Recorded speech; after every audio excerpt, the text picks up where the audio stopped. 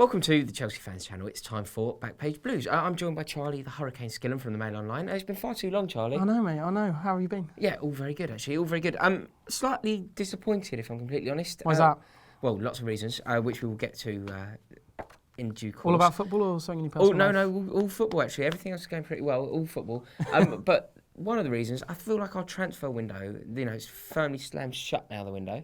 Yep. It wasn't as good as it could have been, I think. No, I mean, look, we talked about this a lot in the weeks running up to transfer window and in the transfer window itself.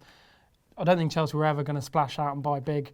The club's going to go through a massive overhaul in the summer. That much is clear, and was clear as soon as, pretty much as soon as the results started turning bad in about the second game of the season. But also, with the sacking of Jose Mourinho, it was the rule book was going to be completely ripped up in the summer. With that in mind, huge overhaul in January is just not going to happen. Obviously, the players we bought in remains to be seen how fit Pato's going to be and what he can bring. I think Gus Hiddink has pretty much given up on Falcao. In fact, they were looking to move him on even in the closing hours of the window, and obviously he didn't quite get over the line, which is also the reason they never accepted any bids for Remy. Even with an hour of the window to go, it was still not totally certain that Remy was going to be a Chelsea player this week. I'm glad that he is, though. So am I. I think he gets a bit of a bad rap. He didn't look too good against Arsenal, but he's not going to. He plays like 20 minutes every month. Yeah. I still think Chelsea are not in a position where they can pick and choose from the top quality players. They've kind of made that clear this season. So I think Remy is a valuable squad player. Yeah. How do you feel about the Pato deal? Do you feel like that's a good one? Do you feel like from my perspective, I feel like it's pretty much a win-win here because we're not paying a lot of money for him. No. We have the option to buy if we want to. Yeah. If it doesn't work out, I think he's only on about 30 grand a week. Yeah, I mean, look, I never get too concerned with whether players are on 30 or whether they're on 80 grand a week. It's just the terms of the deal, and this deal is very, very sort of. It's not cut and dry. It is a loan. It can, like you say, it can be extended. It can be sort of written off at the end of the season. It's a play. He's a player that's clearly got talent. That's obvious. Whether he's really suited to the Premier League, I'm not so sure. Certainly in his current level of fitness. I think Gus Hiddink was pretty guarded in his press conference about how actually long it's going to be before we see him. It's certainly, I'm not saying he won't get the odd 10-20 minutes, but certainly see him in any sort of big role. I mean, I agree with you. For me, it's for a 6-month deal, it's fairly risk-free. Yeah. Although, we did also say that about a certain Mr. Falcao. Yeah. Again, though, it was risk-free with Falcao. It hasn't worked out, and we're trying to put him on his bike. Yeah, and he definitely won't be a Chelsea player this time next year. The other deal, obviously, Matt Miazga from the new Red Bulls. I'd be lying if when the deal, we knew about the deal about a week before it happened, but I'd be lying if I said anyone in our offices knew a great deal about him. From what it looks like, he's a kind of real no-nonsense defender. I think the noises he's made joining the club about the commitment that he offers, and people in America said he's really kind of no-nonsense defender, will give his all for the cause. So that's a positive thing. I like you didn't know too much about him, but I know that he marked David Villa out of a game. I know that he scored a big goal in their derby. Yeah. I mean, it sounds like it's obviously a huge risk, and it feels like a risk that we perhaps didn't need to take with Anders Christensen doing so well. Well, look, I mean, that would certainly be my argument. In fact, that's my argument about most decisions that Chelsea Football Club make. You've got Anders Christensen playing in the Champions League for Borussia Mönchengladbach, playing very well in the Champions League for Mönchengladbach. So, it's and even people like Jay Clark-Salter from the youth team. So I think some fans are a little bit disappointed that we're not looking towards those players rather than bringing someone in. Frankly, it remains to be seen how. I mean, Miazga is. Let's face it. Unless you're a regular watcher of the MLS, to say that you know loads about him would be untrue. We're buying potential. If it works out. If it works out, it works out. What about the one that's upset me more than anything in my life, perhaps ever? Ramirez. Yeah, I mean, look, I completely agree with you. I voiced this on Twitter and got a load of people saying I was wrong. So it will do that. It happened. Yeah, it's been happening quite a lot recently, actually. Cheers, boys. Look, I mean, for me, Ramirez was one of the only players in the squad that offered something different. Yeah. You know, the qualities he possessed, while you might not want him playing every game, but those qualities were completely unique in terms of his energy and his kind of willing to get stuck in, you know, often too much. But and score a goal. Score a goal, which again, you know, doesn't really happen for that player in that position, does it? You know, no. Mikel is very much interchangeable with Matic. Both don't have an eye for a goal, really. No, I mean, and you know, Fabregas has probably scored under 10 goals for Chelsea. Fabregas isn't good enough to play in that position. He's a good enough football player to play in a different position, but he isn't a good enough defensive midfielder. Fabregas has never ever been a goal scorer. Hazard obviously scored his first goal since May. So yeah, I mean, to be honest, but beyond Costa, a lot of the time, obviously apart from Willian, you're really looking at the likes of Ivanovic and Terry to get you goals.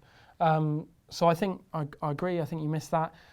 I mean, reading between the lines, I think it's clear to see that Chelsea were offered 25 million for a 29-year-old, and decided. I mean, if this was the decision, they were completely right to do that. They're never going to get even half that from another club. Personally, I don't see what letting him leave without other replacements brings. Although, to be fair, Gus Hiddink didn't seem like he was a huge fan. Obviously, Ramirez hadn't played since that kind of quite soporific draw up at Old Trafford. It is a shame that because he was a player. I think that sometimes there's more than what they offer on the pitch. He was a player with which a lot of fans felt an affinity to. Me for sure. Yeah, he scored big goals for us. He'll have a part in our history forever, and it's just another one going. Well, it's another one of the 2012 Champions League winning squad. That's going, and there's really not many of those left, which is a huge shame. I know. Do you know what else has been a big part of this window? Probably the biggest part of this window. It's the news about Pep Guardiola. Yeah, you know, I've said on this show numerous times that I didn't think he was going to Chelsea. Pep Guardiola going to Manchester City was the biggest open secret in football and had been for some months. Yeah. Frankly, it was done before Mourinho got sacked. Chelsea were trying to hijack the deal just as Manchester United were. I think even Arsenal might have been interested. But you know, it was never going to happen. That Manchester City has been set up for years for Pep Guardiola to come in. They've got Tixi Berestein. Definitely said that wrong. Soriano in the ballroom. They've completely revamped their youth system, which is kind of mirroring the famous kind of Barcelona and La Masia system. And then, you know, this really catapults City into the global elite. Yes, it really does. How do you feel? I mean, it's very difficult to put our finger on it now. Do you feel that this is a move that will are City now going to win the league for 8 out of the next 10 years? I don't think anyone can say that, but I certainly think that. I mean, talent-wise, I think they're by far the best team in the league. Definitely the best squad in the league. They're definitely the best squad in the league. So, I mean, it's a pretty poor. I mean, it's fantastically exciting, and I think that's been well covered. But there's no one team in the Premier League is a great side, and you see that when they come up against European opposition. Talent-wise, I think Man City should be running away with the league. Yes, but they haven't been able to string like 2 wins together. They haven't won away since it's been bad for ages. It? And so Pellegrini's definitely not the right man. So they've done the right thing. They've it's just the timing is weird. I think getting Guardiola in is obviously a huge achievement for the board there. But why have they done it now? Why have they announced it now? I think what happens if City play Bayern Munich? Is there a vested interest from Guardiola? Well, that'd certainly be very interesting, and that was on the front of a lot of the foreign papers today. Actually, you know what happens, which obviously could easily happen. It's an open draw in the quarters. Personally, I'm as a Chelsea fan, I'm worried about what he will bring to City. If I was a Manchester United fan, I'd be absolutely petrified. Yeah. You know, the main problem is that he is going to attract a level of player. I think from a Chelsea point of view anyway, we'll get back onto Chelsea. The story that the Mail had, we ran on Monday night, so Tuesday morning's paper, was that Chelsea's main 2 targets in the window, and City are now the favourites for those, which is obviously John Stones and Paul Pogba. Why do they become the favourites for Stones? Because, look, Chelsea are not going to be in the running for that level of player. Right. In the summer, they're just not going to be. You know, Chelsea are not going to be in the Champions League. But when Manchester United had an off-season, it didn't really affect the players that they could sign. Still signed huge players. I think the allure of Manchester United is... Yeah. I understand. I fully understand that United are a conglomerate. For especially looking from outside England, certainly are a bigger draw than Chelsea. Yeah. I think, you know, even though Louis van Gaal's had a poor year, I think they're definitely a more stable outfit than Chelsea. I mean, I don't even think Chelsea have got a clue what's going to happen in the summer, let alone anyone else. So basically, there's no way I can see that level of player coming to Chelsea in the summer. Great. And yeah, well, sorry, mate. Wonderful news. So this window in general has not been great for Chelsea's future. No, I mean, City. This season has not been good for Chelsea's future. I mean, I've written things and I've said things and I've said on here that I think the sacking of Mourinho has really put the club back. I think they've solved what was a 3-month problem and they've completely put the future of the club in disarray, really. And frankly, they're doing it to appease players that might not be here next season. Yeah. You know, I'd be surprised if Hazard was here next year. Don't think it's a given that Courtois is here, and that I don't think it's a given that Oscar's here. And these are some of the players that were you know, seem to be against Mourinho anyway. And when Chelsea are not in the Champions League next season, those players are going to be looking to move on. Yeah, I see. Guys, thank you so much for watching. Charlie, that was really uplifting. Backpage Blues. Lovely to have you back. I find it all really interesting, though. So please, guys, comment below. Let us know exactly what you think to the points raised. Do you see Manchester City now as the sole favourites for the Premier League for the next decade?